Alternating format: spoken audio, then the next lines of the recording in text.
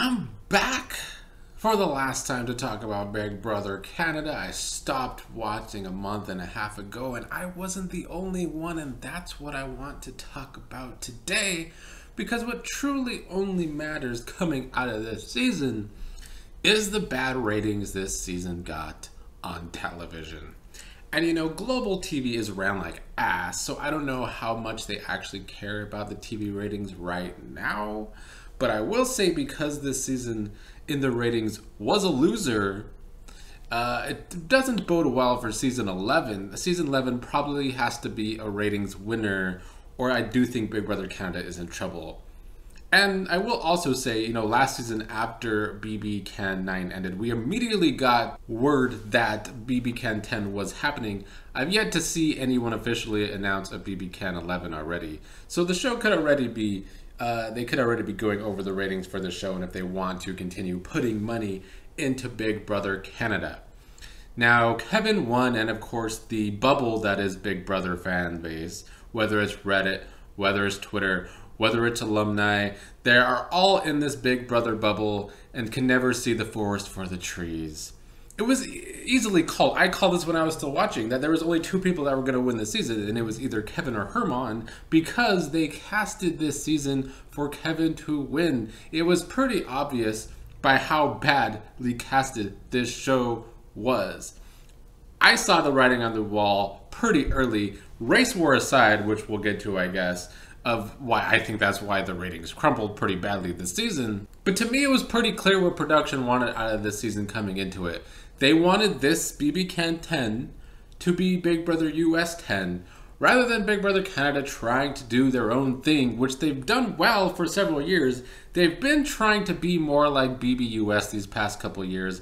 In the editing, if you haven't noticed, the edit for this show is atrocious and worse than Big Brother US over the past 3 seasons. Since BB Can 8 is when it started, even though that season was cut short, that's when the editing started to fall apart, in my opinion, as a TV product. But they wanted Kevin to be their Dan, and of course the bubble will see that as such.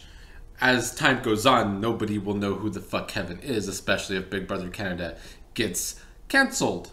But in reality, all this was production getting their way, and this is becoming a big problem on all the competition reality shows. There are two things that keep killing these shows, frankly. Casting is the big one. You know, you look at The Challenge, the regular show on MTV is casted like shit, and thus the ratings have tumbled because of it. While this season, casted by Robin Cass, was casted like shit. It was casted a bunch of unlikable people who gave us really boring feeds. So the feed sucked, and then the TV product sucked, and then, oh my god, the ratings sucked. Who would have thought? But at that same point, we also have productions killing their own shows. We look at Survivor doing way too many twists at once and giving some pretty shitty editing in season 41.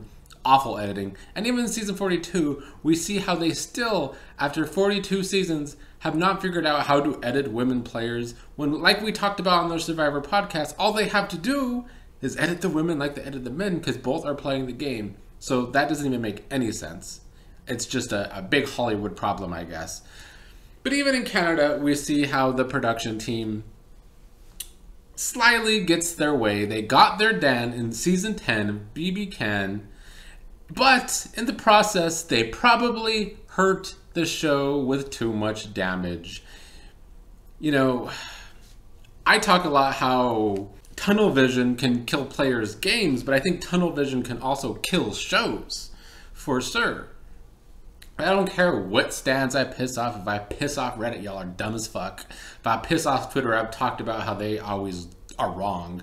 And then alumni, you know, we see Evil Dick being the biggest one, talking about how Kevin is the best BB Can winner. Now, I didn't even watch half the season, so whatever. I'm not even going to talk about Kevin's game. I don't think he's a bad winner by any means. But of course, Evil Dick saying this is ironic to me, because Evil Dick won in the same way that Kevin won. Production wanted Evil Dick to win, and Evil Dick ended up being one of the worst winners in BBUS history because of that. If you really go look at that season, strategy-wise, Evil Dick sucked at every aspect of the game. but he was good TV, so of course production wanted him to win, and they had the biggest ridiculous twist of all time with America's Player to help Evil Dick win. So Evil Dick's opinion to me basically shows me that I'm right, in that Kevin being a winner, it's what the bubble wanted, it's what production wanted, but in the process, you fucked your own show. Let's look at these fucking ratings. This season started fairly strong, hovering around 1 million viewers. But as we got to mid-season, around when I stopped watching, around when a lot of people stopped watching, they were losing a third of their audience year to year. From season 9 to season 10, in the middle of season 10, they were losing a third of their audience. I talked about this with the challenge. That is a majorly terrible feat to do. If you are losing that badly in the ratings, you fucked up.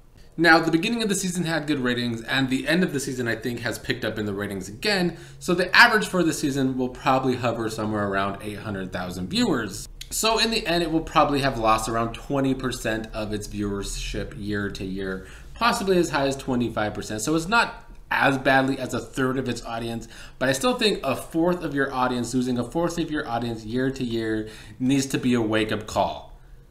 But all this show did, even Arissa on social media, all she was trying to do was tell us this is such a great season. And of course, people in the bubble will agree that it was a good season despite a fucking race war happening, and despite this being the most racist season of Big Brother Canada in its history, and it was very similar to BBUS seasons. I don't really know how great that's going to be for the network or for the show going forward. And I even told Arissa on Twitter, because this was the point of the season where the ratings were awful. And she was talking about how this is peak Big Brother. And I was telling her she can shill all she wants, but nobody's watching your fucking show right now. You've lost a third of your audience. So yeah, even producers are trying to tell you it's good instead of showing you that it's good. You got a problem. So I do think Big Brother Canada has a problem. I would think that they wouldn't cancel the show after this season.